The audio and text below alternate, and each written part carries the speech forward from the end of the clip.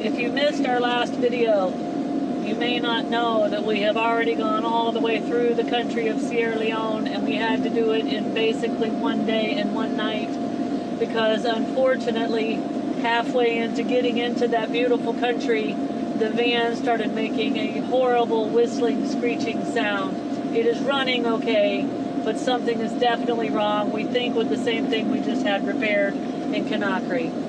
So we had to skip a lot of beautiful stuff in Sierra Leone, and we are about to cross the border into Liberia, where we'll be making a mad dash to the capital city of Monrovia, where we need to get the van checked out. Now I'm going to tell y'all the way I'm remaining calm is I think it's just a loose hose, and we're losing a little bit of air, and that's causing the squeal in our turbo system. But I am no mechanic, and that's just how I'm remaining calm. Well, we've had the problem before, and so we've kind of been through it, and some of the symptoms are very similar.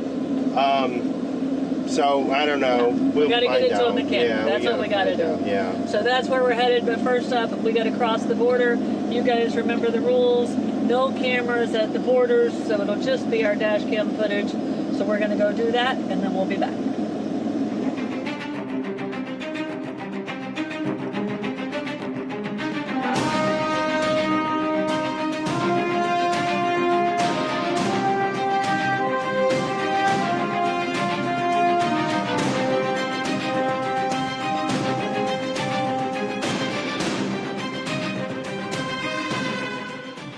Incredibly smooth, easy, and friendly border.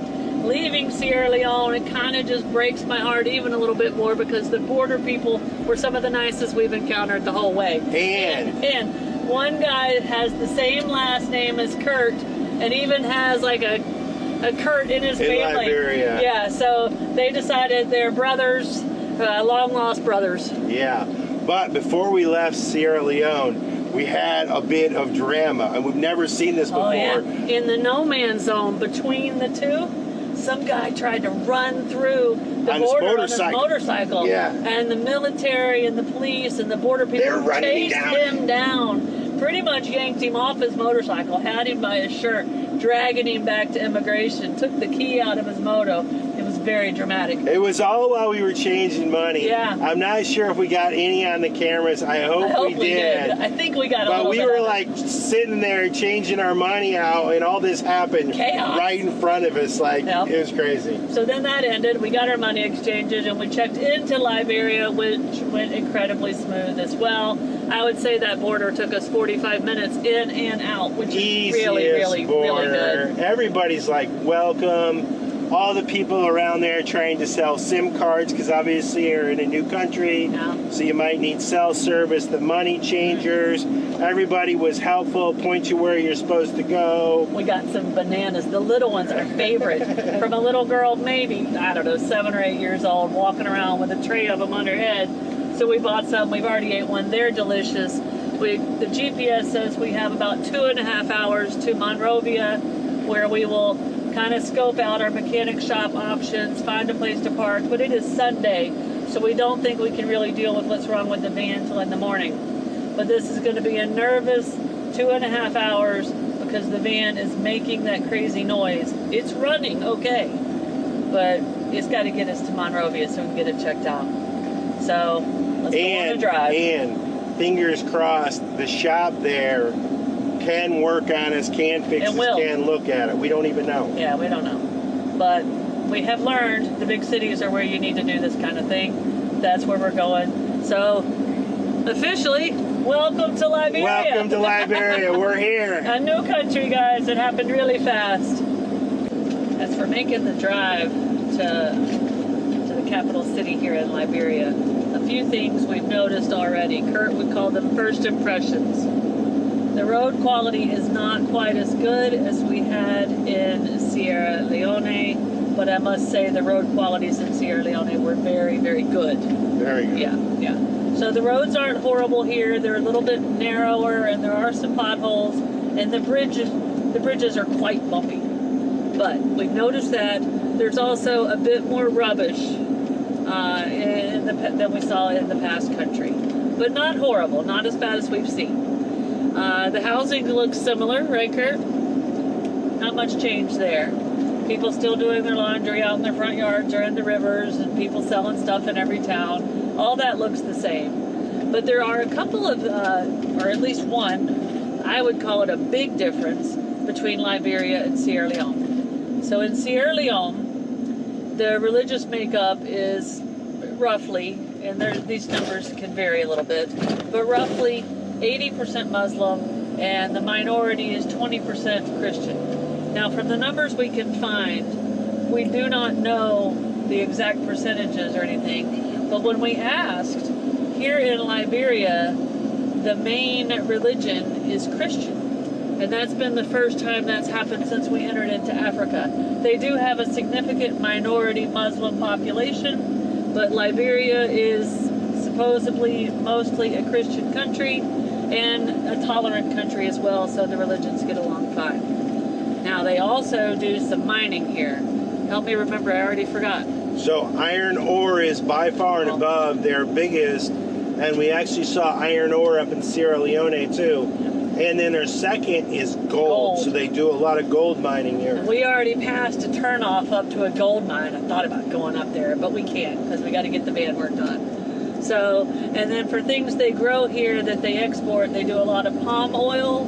They have rubber trees here, so they export that. What was the third one, Kurt? Cocoa, chocolate. Cocoa, chocolate, yeah. So that's where we're at. And when you know they're growing chocolate, you know you're getting more and more closer to the tropical areas. Yeah, today the temperatures are about 90 degrees Celsius. Not Celsius. Fahrenheit. Fahrenheit. Yeah. It has been pushing up to hundreds on most days. In the evening time, it's cooling down a little bit earlier than it was up in Gundara where we broke down. It's cooling down maybe like 8 or 9 in the evening, but also there's more humidity here. A lot more humidity here. It reminds me of Florida in July when you walk to the mailbox and back and you're sweaty. So it's not quite as hot. It's still very, very warm, guys, very warm, but the humidity is off the charts.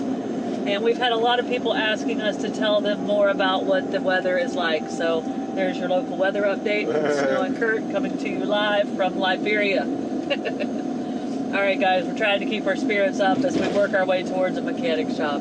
That's what's going on this drive. And just a little bit of drama. We're down to 2 bars of fuel. Now, we do have the backup, but we haven't seen a fuel station in a long time since we crossed the border, really. So we're on the lookout for fuel and hoping we don't have to get into our emergency stash. It's all good, guys. If it were easy, everybody would do it. We're the crazy ones out here doing it. We turned right at a little intersection and the road turned terrible quickly, didn't it, Kurt? Yeah, dog's breakfast, potholes, some places all the way across the road, and they're deep potholes too, so it's like... It's a very slow road. We still have 45 kilometers to go to get where we're trying to go. The fuel station should be somewhere up here, we hope, because we just dropped down to 1 bar of fuel. We can't do anything simple. We have to make it exciting all the time. We do not need any excitement in our life right now. We just need to get there and get this dang van looked out. Oh, big bump, big bump. There it is.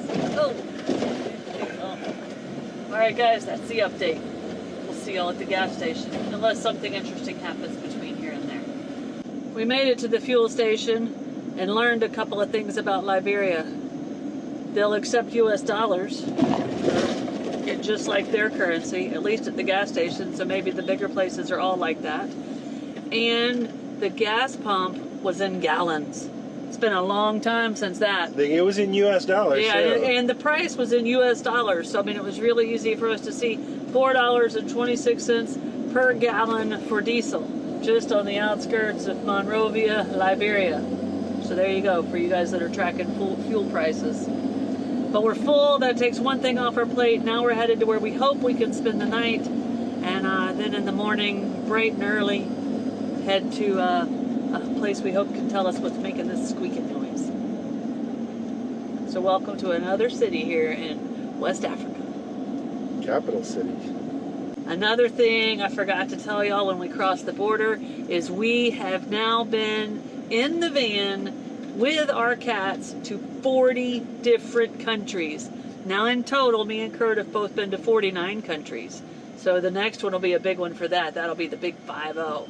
But the van and the cats have been to 40 countries. That's crazy, isn't it, Kurt? Crazy talk. It's crazy. Oh, and the roads are still bad. So there's that. Hang on tight. And at the gas station, Kurt was able to clean the windshield. So now we can see much better out.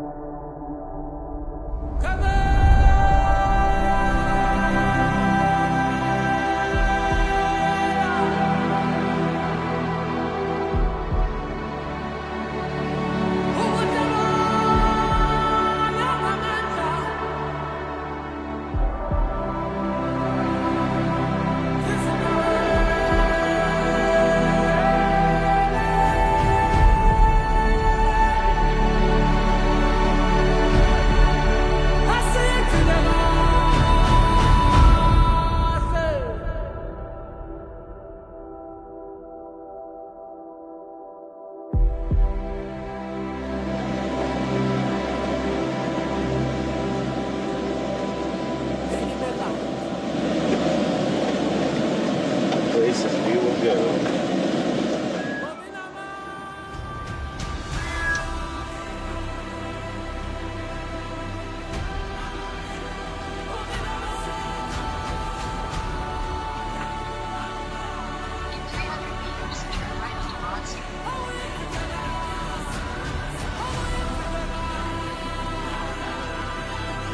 Alright, not this road.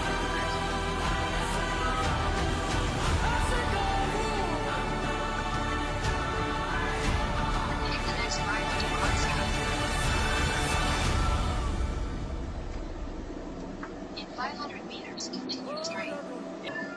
Say we turn around. Let's go up first. Let's get up there where we can turn around. That used to be a big fancy hotel right there. It's closed down. Beside us over here, the ruins.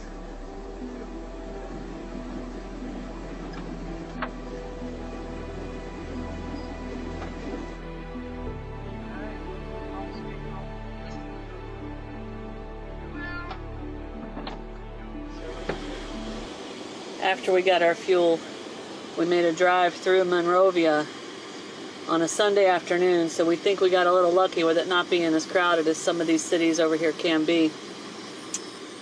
And we had found a spot on iOverlander, but there was no recent reviews on it. It had been, like 3 years or something, so I was worried we wouldn't be able to park there, and it was the only place I could find. And to be honest, as we were getting closer, I was like, this is not going to work. This is not going to work. We were going up this She's like, hill. we're in the wrong place. Yeah, Turn I didn't around. feel right. But we popped out on the top of the hill at the most perfect campsite. What it is it's a huge hotel that has been abandoned and is kind of guarded off and fenced off so there aren't people squatting in there and stuff like that.